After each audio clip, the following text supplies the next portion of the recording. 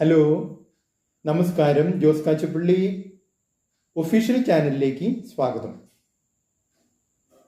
Gulf യുദ്ധങ്ങളുടെയൊക്കെ പശ്ചാത്തലത്തിൽ ഇന്ന് പല നിക്ഷേപകരുടെയും കണ്ണ് ഓഹരി വിപണിയിലേക്ക് ഉറ്റുനോക്കുകയാണ്. ഓഹരി വിപണിയിൽ പൊതുവെ നടക്കുന്ന രണ്ട് പ്രക്രിയകളാണ് ഓഹരി വിൽക്കലും ഓഹരി വാങ്ങലും.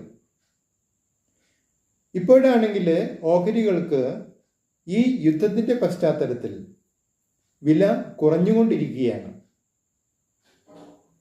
അപ്പോൾ കുറേ ഓഹരികൾ കുറഞ്ഞ വിലയ്ക്ക് ഇപ്പോൾ വാങ്ങിക്കൂട്ടിയാൽ ഭാവിയിൽ അത് വലിയ ലാഭമായി മാറില്ലേ എന്ന് കരുതുന്നവരുണ്ട്.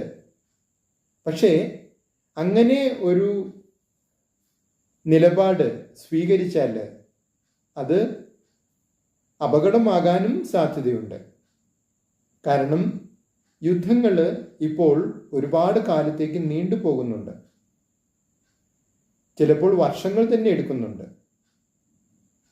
ഗാസയിലെ പ്രശ്നങ്ങളൊക്കെ ഓർക്കുക. അപ്പോൾ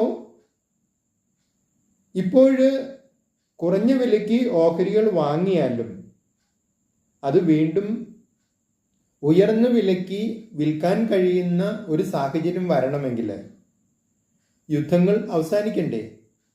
അതിന് വർഷങ്ങൾ എടുക്കുകയാണെങ്കിൽ ആ വർഷങ്ങൾ ഈ കുറഞ്ഞ വിലയ്ക്ക് ഓഹരി വാങ്ങിച്ചവർ കാത്തിരിക്കണ്ടേ?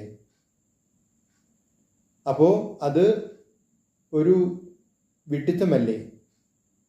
ഇനി മറ്റൊന്ന്, ഓഹരികൾ ഉള്ള ആളുകൾ അവർ വിചാരിക്കുകയാണ്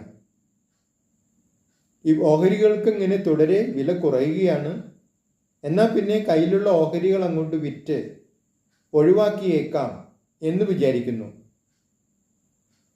പക്ഷേ ഇതും അത്ര ബുദ്ധിപൂർവമായ ഒരു തീരുമാനമല്ല.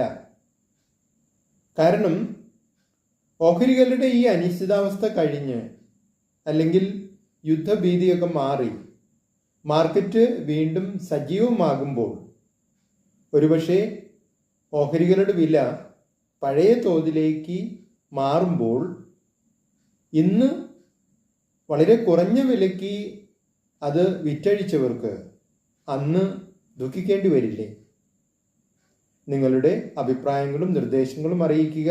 നിങ്ങൾ ഈ ചാനൽ ഇഷ്ടപ്പെടുന്നുണ്ടെങ്കിൽ ലൈക്ക് ചെയ്യുക, സബ്സ്ക്രൈബ് ചെയ്യുക, എല്ലാവർക്കും ഷെയർ ചെയ്യുക.